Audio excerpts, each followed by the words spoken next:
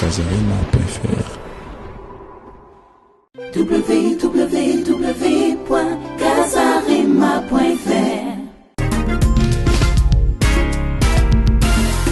Namoni neti papa azobima na makambo akotaki ya politique.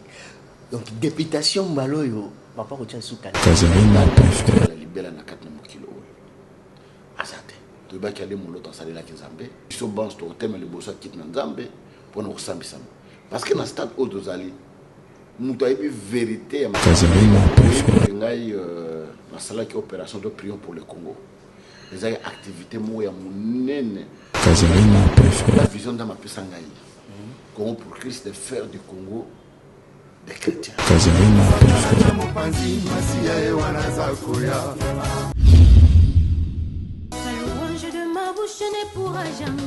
Et enfin, le DVD intégral de l'album Dans ta présence, volume 2 du frère Mike Kalambay et le groupe Shekina Music.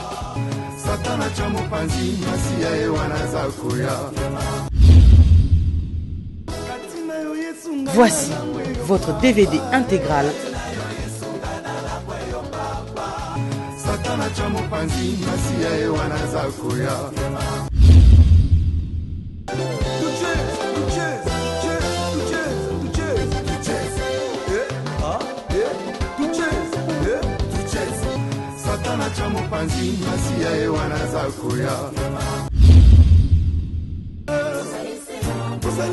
Nzambe azalaka mibale azali seye moko.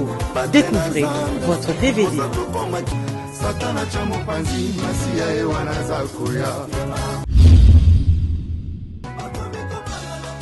Banguna na biso baza na kimia ata mokie te.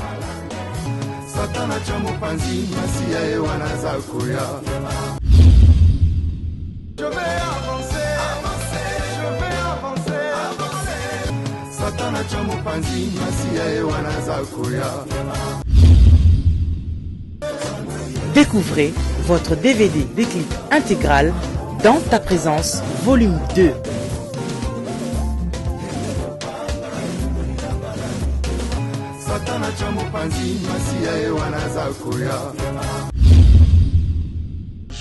Somba DVD nayo yango yo.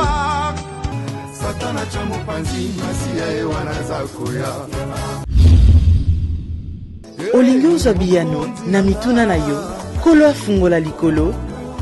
Somba album Dans ta présence volume 2.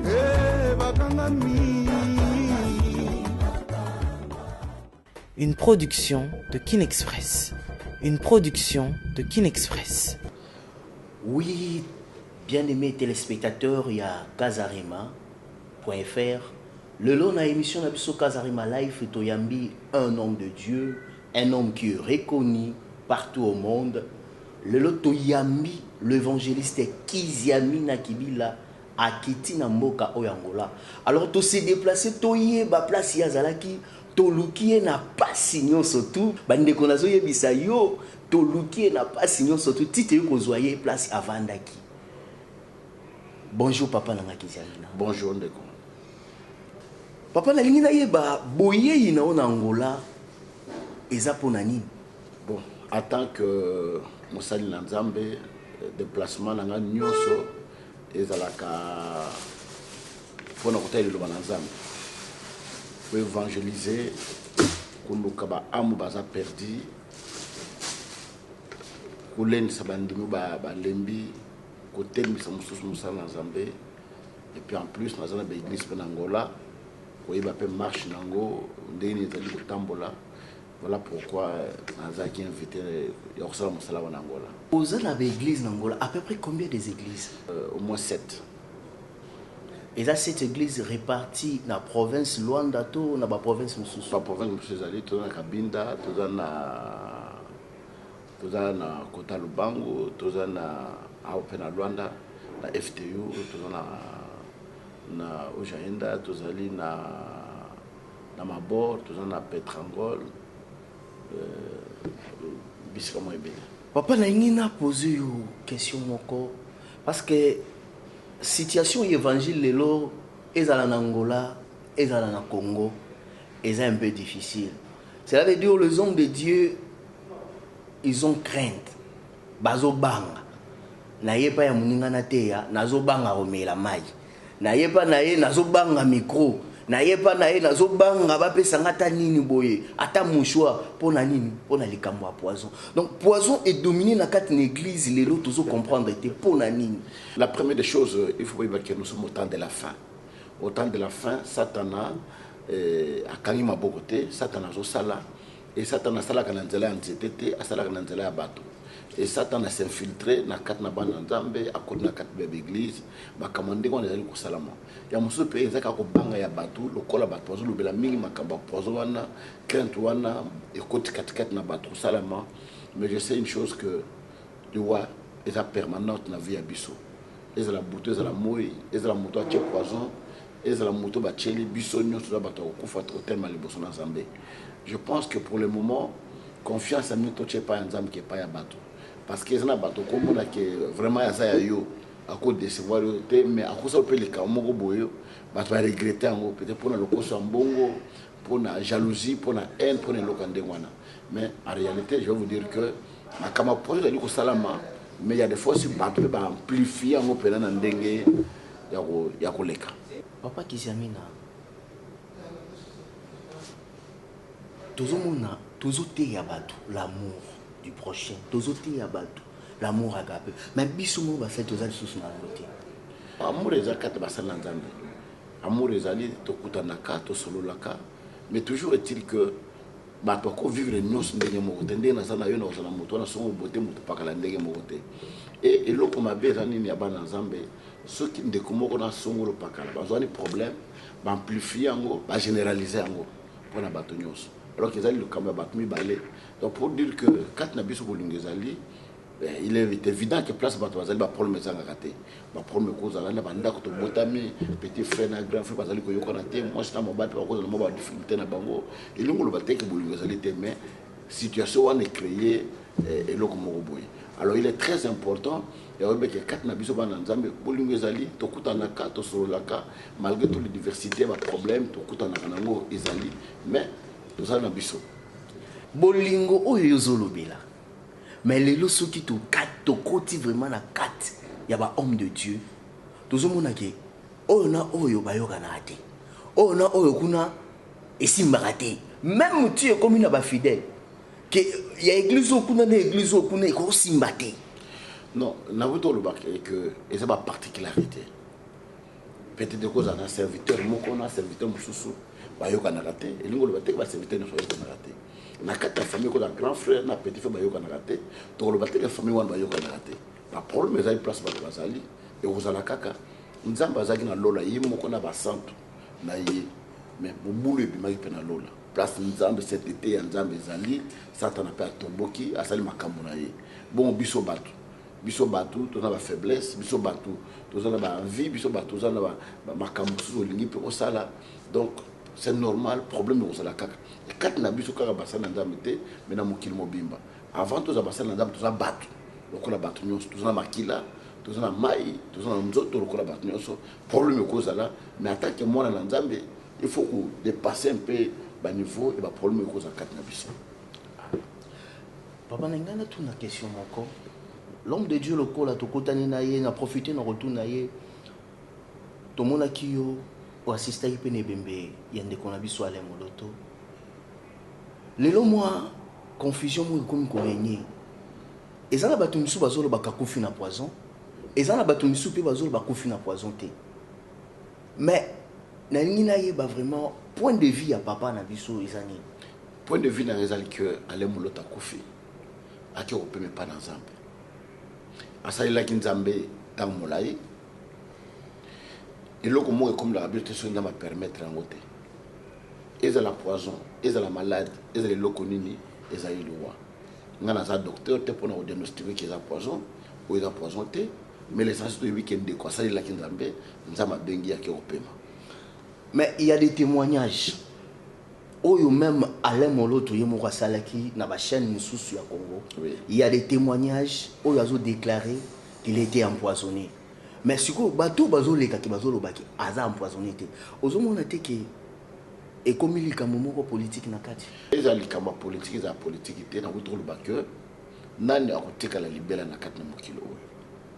Azate. La chose la plus importante, de bac aller mon autre salle la Kizambe. Nous allons permettre que bengaye et pas naye. Le reste, biso bans to thème le bossa quitte na Nzambe pour nous sambisama.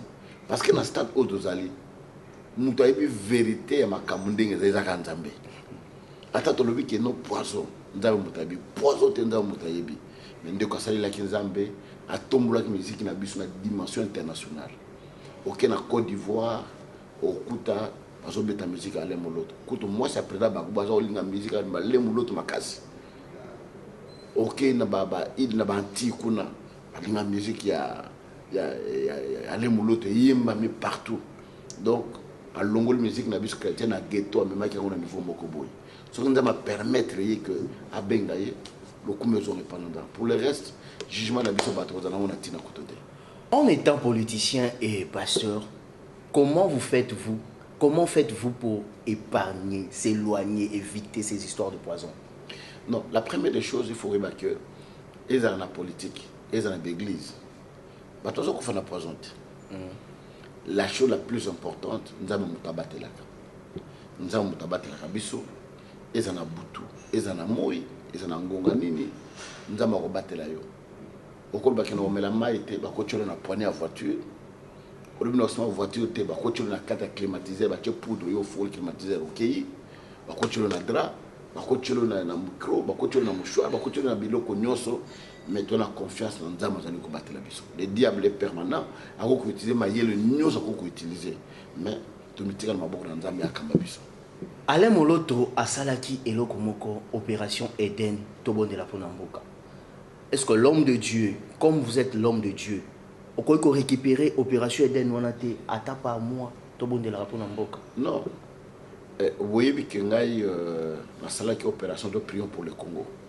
Les activités moya munene les gars qui n'amboka où tous allez ensemble pour n'amboka na biso pour na Congo et Eden ils ont vision na détermination la directive eux Nzambe a presque na le moloto ils ont vision après c'est pas ngate et vision pour récupérer kangote et ça na bateau va travailler na peut-être cause la wana pour na opérer appui pour soutenir tant soit peine au et ko sala na kat na vision wana mais to récupérer vision à le moloto ko récupérer c'est bon en termes de récupération mais bima plus en tête nelo koana et ko ozala malamu parce que un homme de Dieu lui sous ayeko bakisama pour nous soutenir ko botela mbola mboka na yebi ke papa osala ki programme moko ya robondela pona mboka Congo mais esuka kaka wana tout et ko continuer non toujours connaître ko bondela pona mboka toujours connaître ko bondela pona mboka na l'église na biso un programme ezali de temps à temps mayanga na bitan to sanganaka to bondela pona mboka donc nous qu'on a prié pour le pays. Parce que tout ça, on a au Congo. On comprend moi si, on comprend lamba, on comprend la voiture, on comprend la sapato, mais ma belle ou yo botan ba pour rater. Nous avons imposé qu'on botte à ma Congolais. Nous avons imposé qu'on botte à Mangolais. On changer en côté. Attends, on changer na yonde on tourne na poto, on comme français, comme belge, mais comme tout d'origine. Alors ça dit que origine na yo qu'on néglige en côté. Oui, c'est bien ça. Nangi tout lobela mwa likambo mususu papa na biso aina mboka oyo toyebi aza chargé makasi aza politicien aza pasteur mais papa asala ki chaîne ya télévision na yebite so ki chaîne wana e continue kati lelo bien et si là non chaîne ezali dans la sala campagne prions pour le Congo c'est un bon ebele aza na bon te na teka chaîne wana liboso na zumbo na tsala ngona musana Nzambe to le bana bani to pesete pesa ko ezo pesa passe na motema iloko yo linga mingi peut to sala ki yango balaki bato lobele ki yango na ndinga mabe na ndinga mususu mais ngai na lobike iloko to terre baninga pour biso peut to ko sala te to za na besoin ya mbongo pour na campagne pour ninga pena ko zo te iloko yanga ya cher na pesa pie para Nzambe nde to biso bandi to basala yango na zo ki chaîne teki na sala mbongo campagne na zala ki nango et le kula Nzambe lobike o mutan lo na kasani ni akobuka ngo Nzambe pesa mbongo mususu na so chaîne télévision koleka o ina zaki nango liboso. Et chez nous, on a habité ce qui vision ya papa toujours et ça limité kaka chaîne maître kaka na Congo. Non, vision bizarre qui est tout qui est peu musique, ton mataba satellite de la chaîne Moussoussou. Mais ce qui est vrai que oui, que l'église n'a pas de partenaire. Nous appelons un bon terre pour soutenir le bisson des Zali. Comme maintenant, satellite, par mois, il faut foutre au moins 15 000 $. Ça, on compte matériel au Yoko Bakisa pour les canacats dans satellite. Alors, ça demande beaucoup d'argent. Tous en ma coquille ou en athée, mais mon colon Zamba, au plus de ma coquille, donc tu as la chaîne de télévision, le satellite, de façon que Batu Nyoso, Bissika Bazali, va capter, Balanda, Matea, Balanda, message, Balanda, Banzembo, Bazala, Malamu, Namakamo, Bissou du Koussal. Mais ma coquine des athées, en voilà, le matin dans le satellite. Ce qui est des Komoko, Azulanda Bissou, Azan Bakoki, Yaousuma Bissou, qui est ton matin dans le satellite, il sera le bienvenu. Le Lobalobi, Pasteur Bazoki Makinchasa, Bazobi Malibana Yamboka, Pona Mbongo. Donc, les lots, balobi, évangéliste, pasteur, bazoté yaka pour Mbongo. Est-ce que cela vrai? Eza ya solo, to, eza non pas penser à bato. Est-ce que ça m'a dit ça m'a dit Mbongo te? Mouton ça luka Mbongo. Pour la ligne bateau, zo ba avion, bazo be risque, bazo kenti ba Chine musika, bazo kenti ba Inde, bazo kenti ba Thaïlande.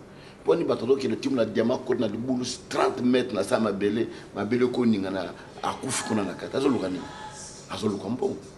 Il n'est pas mauvais, mais ce qui est mauvais, c'est l'amour d'argent. Mais quand nous avons le cas de mon sa luka pour nous saler biso. Nous avons bengi biso, tous nos partenaires. C'est biso moto lukite. Si nous pas de bosso au ba au moins va vivre en Basili. Nous avons préparé campagne mon stade de martyr. Je prends t-shirt moko na yinango autre limite de ça. Pour faire la 30 000 la t-shirt all. Le salaire déjà est belé, na Kishasa Matolola, tango AOP déjà est commis. Ba t-shirt oil. Donc campagne d'évangélisation dans le stade de martyr du 31 juin au 2 août 2015. Campagne oil a pas coûté au moins 400 000 $.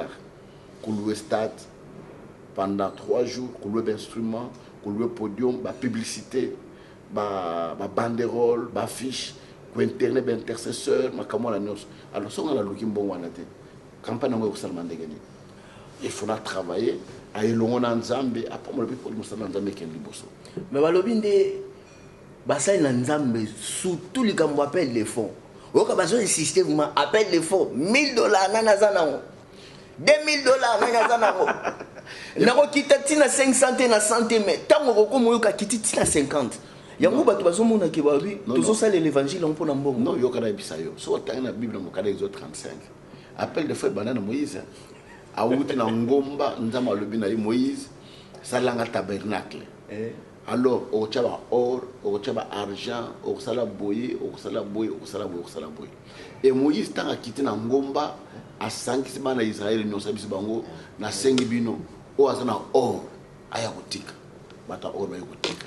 Yo ana argent aya kotika, aya kotika. O azana étoffe aya kotika, aya kotika. O azana libende aya kotika, aya kotika ba sangisi ba sala tabernacle. Biso pe lelo. Pour nous tout ça appel des fonds. Tout ça m'appelle des fonds parce que tout ça m'a coquité pour tout foutre à l'église, tout tomber à l'église, tout ça mais ça tout ça on a katanda kuna Nzambe, il faut tomber là-bas dans Nzambe. O ça m'a coqué belé, après c'est belé, o ça na moqué, après c'est moqué. Pour tout ça les ngote, ça Nzambe ko tambola te. Amen. Papa na moni campagne ezali na Kinshasa. Congo pour Christ. Une fois de plus Congo pour Christ. Congo pour Christ. Toujours bon de la caca na Congo ou bien ezani. Non, Congo pour Christ c'est la vision dans ma pesangaï. Congo pour Christ de faire du Congo des chrétiens, de tous les Congolais un chrétien. Mais tout mon habit tous en Angola lelo ya makasi ngwana parce que au cultisme lelo côté makasi na kata mboko na biso.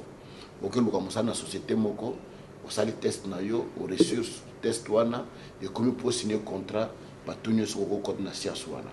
Au côté de loge wana au boy au zoom salate yango toujours bunda makasi pendant que yesu pendant la moko kat na mboka na biso so yesu za moko na kat na Congo ma bébé aux na société yango toujours bunda na tanga suka oyo satana bimis manzaka na ye biso bananda pe to bimiso ya biso poto te ya lelo bananzambe kat na mboka na biso donc et aux campagne moko ya munene koleka ba campagne na ça déjà na ba stade parce que toujours yango déjà 2 ans de préparation. va campagne tout le bonne minute surtout le téléphone ngana to bengi ba maman ba sana zama na lusisila ba ki ko bonde ba so bonde pour la campagne oyo ka ba mo soza côté au bodon to so bon so préparer pour qu'ils a la réussite monene pour la campagne autozana campagne oyo ndingo lobi Congo pour Christ toko misa ba congolais ba chrétien to longola ba science ezokota mais quelque part peut tozomona que lokola basali na nzambe bazo sala lisusu musala yango ndenge ezalaki liboso te na tangu ya bapapa na biso toyebi bakoko na biso toyebi ya nzambe malamu aidi na bala bapapa na biso batambulukoki banani bango nyonso tout lelo plus tokomi komona musala yango ekomi plus viser d'abord des biens matériels évangile vraiment toujours tchango na deuxième position de na ucholoba mais papa na biso tozomona toujours azo insister que nous devons faire des Congolais des chrétiens. Est-ce que tout ça là ba Congolais ba chrétiens azana apport ya ba ninga mususu basali na nzambe to ye moko kaka mutazo kundana non musala nzamba sala ye moko te na bandi déjà ba réunion de tout ça boye tout ça ba comité na njili na bakingasani bakimbantseke ba intercesser ba ozo uta partout parce que musala dimension no kosala ngo moko te on travaille en collaboration na ba église nyonso et puis na ba mboka ba paya ndenge tout ça en Angola tout ça ba base ou bazo sambela pour la campagne tout ça bato ba longa Angola ba rien na Congo tout ça bato parce que son 6 campagnes on ba misala na ngwawa na sala 2 semaines à Congo après na Côte d'Ivoire dans une campagne à Côte d'Ivoire sur le Côte d'Ivoire dans une campagne na stade à Yaoundé na Cameroun na Kadastan na bonga football dans une campagne wana dans une campagne à Zimbabwe donc nous tambola pena pour le salaire Zambé donc nous travaillons en collaboration na basa na nzambe nyonso nga mokote papa lobia ko kende Côte d'Ivoire simake Cameroun simake Zimbabwe mais na mona papa mingi l'homme de Dieu a préféré en Côte d'Ivoire pour nani oyo Côte d'Ivoire c'est la deuxième fois kende na kela pour na zape église en Côte d'Ivoire dans une église en Côte d'Ivoire na kela mboko ba inviter ngai na ki côté parce que au monde na rana bus tozali et ça vraiment passé aucun mboko mo bangoluka mateya oh non ngana za pasteur na wuti Congo na za une église boye boko pesa ka place côté no wana za na rana bisote donc nazo kene la mission précise ba benga na mboka boye na kena sala musala na zongi ba benga na mboka boye ko sala musala zongi so za na vision mboka wana au côté na contact na basana na nzambe mboka wana o chema koki ko sala musala donc na tambula partout ba invita ngai. Le retour de papa Kizami na mboka Congo c'est pour quand? Incessamment son assiste programme dans Zanangwawa na zongi. Et ndenga kozonga na mboka Congo à part Alain de campagne oiseau sala est-ce qu'il y a un programme ce soir? Oui, il y a un programme chaque fin de l'année 50 jours de prière. 50 jours de prière au Tozanayango et au le 4 novembre. Nous avons 50 jours de prière et aussi là le 28 je pense le 28 décembre Tokentine avait le 31. Nous avons battu Belé, Ngai Mona Roteya, Pasteur Kondo à Roteya, Pasteur Walo à Roteya, Tuchaki Susu, Pasteur Moïse Mbi à Roteya, Tamulukuki à Roteya, Pasteur Kawata à Roteya. Donc nous avons battu moi et Belé au Tobumisami pour la tel Musala au Tozanayango. Na nengo tangi bate yuana na retrouver kaka ke bate yuana mutu bazonga mingi na ba activité au papa zalaka nango pona nini kaka bango non mamusu net mbi ezambala liboso o mbala mi balé akoye pana biso mbala mi balé kondo akone ko zambala mi balé pa koya walo pe ko zambala mi balé tamul ko nda yaka de transaction en tant que père na honora kaye aya to travailler na ye amona musala o mona zali ko sala à corriger ngai place où mon qui est la montée malgré tout ce que je fais dans ma vie na kena na campagne na sa locomotive sans que na kutana pour tamuloko c'est très important na ndenge na lobeli tozomona ke bazozonga bango koko po baza ko apporter quelque chose ndi yango no sosinga ke bazongaka mutu na mutu zana eloko ko apporter mutu na mutu zana tala on za machekati na ye en fonction ba tala o nza machekati na bango na benga na bango na lobite ba auto bengastitution ba tala tete parce que tant ndenge zali to ko benga batu no spété tout le goya ba musu ba kozala parce que la fois passée na zali na bateyi mususu o ba eto te alors tout le roya pe mosu ba kokota ale malembe tozali kotambola na campagne ozobongisa. Est-ce que il y a aussi des prédicateurs au bauti Angola to ba kouta bamboka mususu? Oui, conférence aux ala 3 jours avant campagne et la conférence aux ala prédicateur aux États-Unis, aux pays Afrique, il y a Congo Kinshasa, mais la campagne na kana stade na zakanga mo na hotel.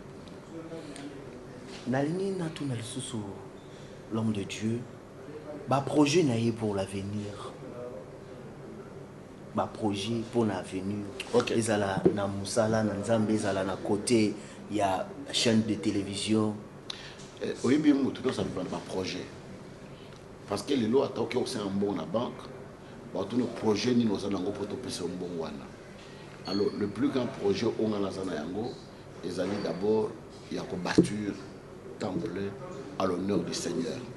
Il y a mis balai, projet a mis balai, ils allaient campagne à mon on a préparer un stade de martyr, projet a mis ça tout.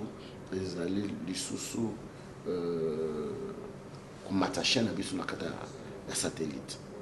Et Yasuka, donc, dans la pré l'évangélisation, ici, quand nous sommes dans le Kobengangaï, pour nous gagner l'âme au Baïbin Zambéti. Donc, voilà le projet mini dans Angoana. Je n'ai pas de projet particulier, mais dans un projet mini dans le Moussala au Zambé, à Bengangaï. Nakolanda ba projet à papa. Na moni neti papa azobima na makambo akotaki ya politique. Donc députation mbaloyo papa kotia sous candidature. Non, on a toujours en politique, on a président parti politique. On a président d'un parti politique, on a ACRP, Alliance des chrétiens pour le renouveau et le progrès. Je suis en train de montrer aux gens qu'au conseil de l'Andam pour ça les politiques.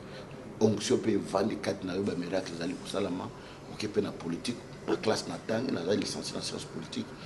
Si nous avons préparé thèse, donc il y a doctorat, c'est-à-dire que les tanga et politique ils ont battu local, c'est ceux qui sont non, ils ont musa local, musala non, ils ont maillé ya moto au contribuer à l'avancement en Mboka. Donc je suis toujours là dans la politique. Mbaloyo papa kocha candidature na députation. Na habité na niveau ni nzama manga pour la carte mais ibaka que je suis toujours un homme politique. Je suis un acteur politique, na politique et je ne les regrette pas d'avoir fait la politique. S'il faut recommencer, on va recommencer des choses. Papa na biso kiziamina ndenge to ikutani na ina mboka o Angola. Na ngina tuna papa na biso mutuna moko. Papa lobeli biso azana ba ambition moko ya kosala pour relever évangile na kati ya mboka Congo. Est-ce que sa vision nzamba pesa qui est mais eloko wana ezosenga une soutien na yebite soki papa ko koloba nini pour na bato bazolanda biso? Non, je pense que musala nzambe esenga makoki. Tous akabata okikete a esili arabo et tout ça. Mais on a besoin de koyo ba benga me pana nzambe bana nzambe nzama pamboli ba projet tout ça na bango on a besoin de koyo ba pasteur on a campagne monene na stade ta la contribution na ngango ata pour na ba intercesseur o ba na mabondeli ya ngango pour instrument ya ngango location ya stade ya ngango transport ba ngango donc tout ça a besoin ya soutien mo na nzambe nyoso tant soit peu o ko apporter pour tout ça la musala nzama bengi biso bible lobi ke mutu mota ki na musala ki soda na mbongo na yemoko pe mutu moko ta ko sala musala nzambe na makoki na yemoko ko s'en sortir te. Maman Lise Manzambi na papa Blaise Manzambi na pesi binombo te sikezwa mebino. Cette émission si ça a été pu réaliser c'est grâce à notre réalisateur GB Bampale na pesi mama Abeti na Kama na Penyel Mobimba mbote sikezwa mebino. Papa na tunu question moko. École Kiziamina na yebaka ngo ezalaka mais période moko boye na yoko luka école Kiziamina ngo na kalisusu te siko na ngina tuna question école Kiziamina ezalaka kaka na bande école wana depuis 87 na 87 na fongole école wana ngaba pour le moment ezali année on a sali 100% na biochimie 100% na technique commerciale 100% na pédagogie ezali pour le moment to fongole école na Bosengi na Kimbangu na Bosengi wana soko na Bosengi okomona complexe scolaire Kiziamina ezali na Yolo ezali na zotongo na ngaba un bâtiment de 8 salles de classe 8 ça fait au moins un bâtiment de 12 salles de classe en étage. On a coulé déjà premier niveau. Et c'est-à-dire qu'ils ont fait diplôme pour dire que l'école qu'ils amènent les alliés, vision et koufaté. À l'un de l'œuvre et à l'école, est-ce que papa a une œuvre sociale ou ya sali? Oui, dans le centre hospitalier polyclinique na Kingaboa. Il y a une clinique puissance où toujours un bateau où il y a ma coquille, na ma coquille, il y a un bango na soin, il y a moqué, où toujours un ma coquille. Nazali na chaîne de télévision, na radio RTP, radio télépuissance, où il peut aller au son bande quoi, aller au sala pour moi moqué na lipa. Vu mon message les a pas si quatre n'importe na biso, tous allés faire la ferme, tous na ferme na kipakasa au moins 30 hectares ya zamba, auto qui rejoint pour na bilanga. Donc c'est à dire que moi message mike na zo sala porcherie moko na mpasa en face à ma sœur. Donc sur place, il y a tous ces là qui sont au côté. Ma sœur Mourezawan en passe dans la porcherie, il y a 38 loges. Il y a Bangoulou, il y a tout ça, il y a tout caca. Donc il y a une porte, il y a une porte, il y a une porte. Donc l'œuvre sociale, les aïbélés, moi, je suis un bistrot pour tous les gens. Papa a yebisi biso aza azolinga tongela nzambe temple. Temple wana akotongango na yolo to côté mususu. Nayebi que papa yolo et puis ça mélaki. Et puis ça mélaki et puis ça mélaki. Et puis ça mélaki. Et puis ça mélaki. Donc temple to lui boué. Toujours chambon. Toujours une centaine de milliers de dollars. Mais il faut 450 000 pour tout son 4-5 parcelles. Tout bouka, tout. Mais place nous dans ma propre abisso. Mais dans mon cigare yolote. Soit dans Balabala université. Kota Mombele, soit na yolo, soit sika moko boye, be bakimba pembeni kawana nde na kati esika nzambe to anda kwa nzambe. Bien téléspectateurs, yom tozola na biso oyoki l'homme de Dieu comme Aouti Koloba. On a aussi besoin il y a votre aide. Toza suna posa ya bisungi na yo pour sunga musala oyo ekende liboso ba œuvre sociale oyo etambola et puis construction à temple oyo. Papa un mot de la fin. Merci, n'apprécie Blaise. Olaninga tina Angola, na Casarema. Merci Mingelaxi Bolimoni ni bozala kanango ipanangai. De temps en temps, naza présent na chaîne Nabino. Nzambe apamula bino malise tourner be monsieur Belé nzambe apamula yo nzambe apamula bana nanga mwasi nangai apamula ministère la puissance mobimba bisika nyonso yango ezali apamba collaborateur nangai apamula ba professeur ya école kizamina apamula médecin la clinique puissance apamula bandeko nyonso o bazali kozinga zinganga na kat na musala de loin ou de près bandeko nyonso balinganga pe bo balinganga te c'est normal ba nous ko beto mabote nzambe apamula bino na pesi mbote na Manuela Masambe sikazwami na pesi bino mbote batu o bolandi ngai na yebisi bino boye ne zappez pas toza toujours na kati ya Kazarima live torokutana mbala sima www.kazarima.fr.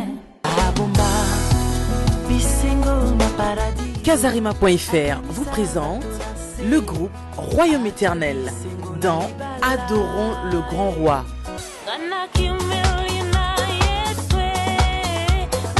Votre DVD est enfin disponible. Adorons le Grand Roi avec le groupe Royaume Éternel, avec des chants tels que Bénis le mariage,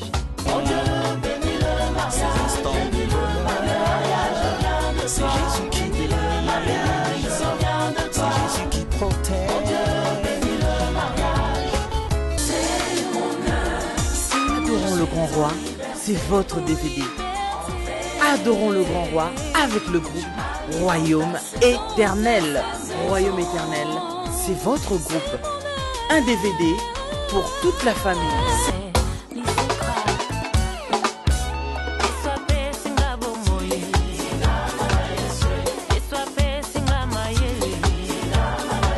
Papa, la kisabana nzela ya nzambe tango bazana miko.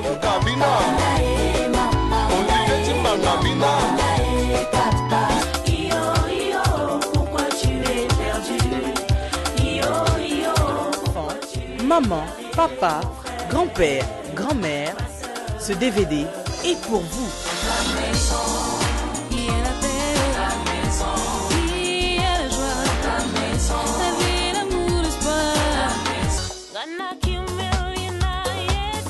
Royaume éternel, un DVD disponible chez tous les revendeurs agréés.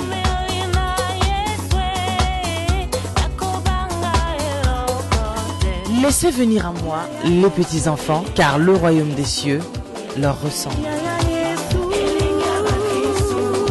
Adorons le grand roi, Ponalibota Mobile.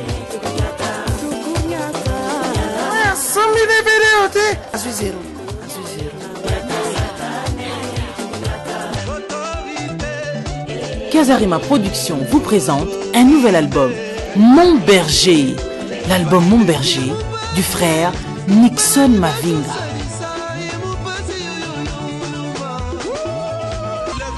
Frère Nixon Mavinga, betela biso louange non-stop. Bana nzambe babi.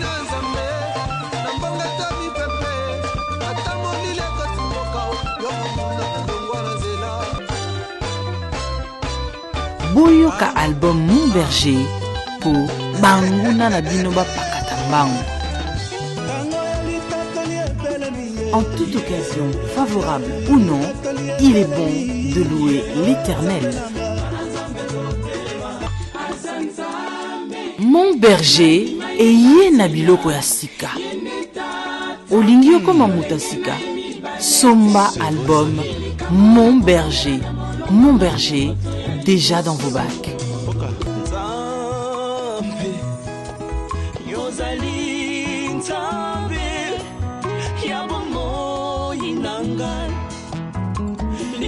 Retrouvez votre album Mon Berger chez les meilleurs disquaires.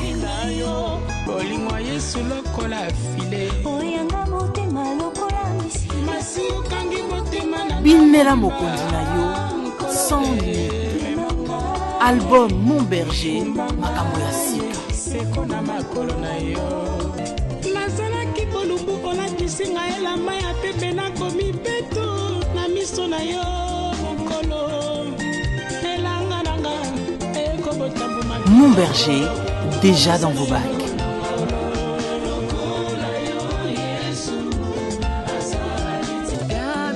Olinyo ye bandenge babini la kabukonzi. Ola kufa pe asekwa. Somba album Mon Berger. Disponible sur kazarima.fr/boutique.